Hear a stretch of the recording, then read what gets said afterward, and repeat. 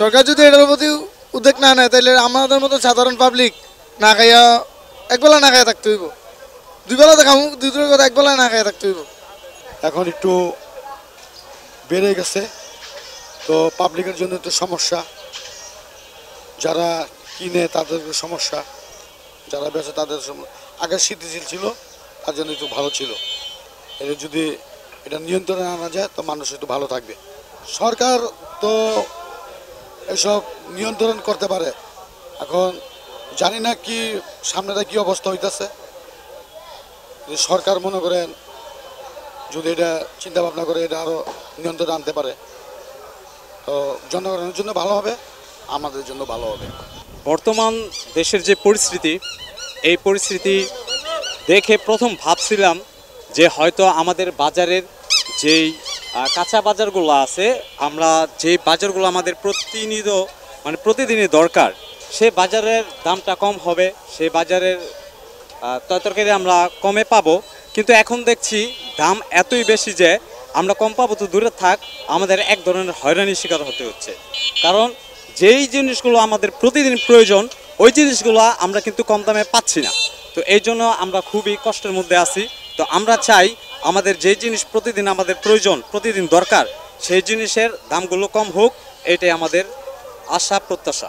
যে পেঁয়াজ, রসুন, চাল, ডাল এগুলো হঠাৎ করে দাম এত বাইরে জায়গা, এটা কোনো মানেই পাই না। সরকার যদি এটার প্রতি উদ্যোগ না নেয় তাহলে আমাদের মতো সাধারণ পাবলিক না খাইয়া একবেলা না খাইয়া থাকতে হইব, দুই বেলা তো খামু, দুই দূরের কথা একবেলা না খাইয়া থাকতে হইব। আর এটাই আমাদের মনে করে যে প্রত্যাশা হয়েছে, ওইটাই দ্রব্যমূল্য দামটা কমান না।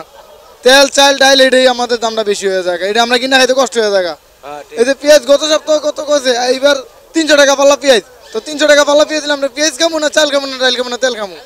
এটাই আমাদের কাছে প্রত্যাশা, জানি দামটা কমায় রাখে, দামটা কমাই দিতে পারে জানি সরকারের কাছে, এটাই আমরা আশা প্রত্যাশা। এখানে আপনার বাজারে যে বেশি দাম, কাঁচামালের যে অতিরিক্ত দাম, আপনার গরিব দুঃখী মানুষ যারা আছে তারা আপনার ঠিকমতো বাজার করতে পারে না। দেখা গেল আপনার মাসে যে বর্তমানে যে বেতন দিয়ে আপনার ডাল কিনবে নাকি সবজি কিনবে, যা সবজির বাজার দিয়ে আপনার মাছ মাংস যাও কিনতে এখন যে দাম কিনতে পারে না। দেখা গেল আপনার সবজির বাজার দিয়ে চলে, তো এখন আসার পরে আপনার সবজির বাজার যে দাম, এই দাম দিয়ে আপনার সবজি কিনতে পারে না। যারা গরিব দুঃখী অসহায় মানুষ আছে তাদের এই সবজির বাজার যদি নিয়ন্ত্রণ করা হয়, দাম কিছুটা কমে আসে, তাহলে যারা আমাদের মতো গরিব দুঃখী মানুষ আছে তারা চলে ফিরে খাইতে পারে।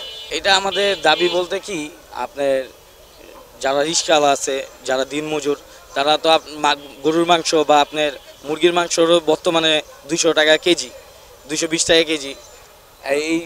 এই যে আপনার বেতনটা পায়, এই বেতন দিয়ে আপনার চলে না।